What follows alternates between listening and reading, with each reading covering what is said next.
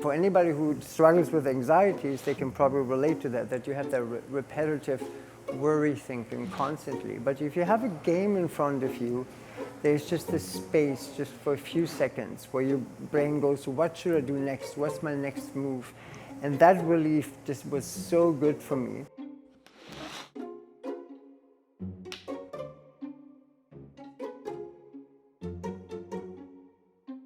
My name is Olaf Pyttlik. I am one of the two owners of Across the Board Game Cafe, and I love playing board games. So by the time the 80s hit, I was a teenager in Germany. I bought a lot of games, I got together with a lot of friends, played games a lot. And then in the 90s, I decided to come to Winnipeg to study music. And I had a big suitcase full of games, and every time I went to visit my family back in Germany, I bought some more games and brought them back. I was always the game person.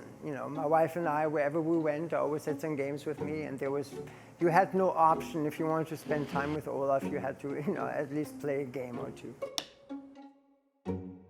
And then what happened in my private life was that around 12 years ago, I was diagnosed with tongue cancer. One of the things that I noticed that after having been kind of separated from society because I was sick and kind of, isolated, it was really difficult for me to relate to other people again. So you and I, for example, would get together for a coffee and you might be talking, but I was just so shut down and in such a dark place that I wasn't really able to relate or hear anything you were saying because and anybody who had similar traumatic experiences might identify with that. That's all you can think about is that one thing that is just kind of going around your head again and again and again.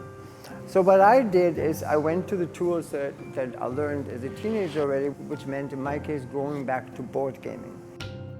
So board gaming became a really big part of my personal therapy to kind of reintegrate myself again socially with the people around me. That when that part of my journey was over, 2 or 3 years later, I realized, maybe there's other people that want to share something similar with me. In addition to just loving games for playing games, it's really the ability to transform a piece of cardboard into a very in-depth experience that people can greatly benefit from in the long term. Any game is a good game. Just because I don't like it doesn't make it a bad game. As long as you are able to connect with people around you while you experience it, it's a good game.